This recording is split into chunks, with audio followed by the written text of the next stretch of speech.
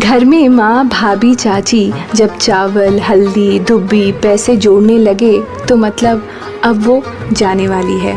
नैहर में सबका दुलार, आशीर्वाद खोइचा में भरकर, अरे वो तो अब बस निकलने वाली है। रास्ते में जाते वक्त आँख जब भर जाए, घर जाने का उसका मन फिर से करने लगे, तब वो खोइचा से बात करती जाती है। काहे हमर नैहर छूटल, काहे हमनी के माई भेजली। अरे घर कभी छूटता है क्या? देखो तुम्हारे हाथ में है क्या। चावल में माँ, हल्दी में पापा की सलाह, दुब्बी में भाई बहन और पैसे में तुम्हारा स्वाभिमान, विश्वास, सम्मान।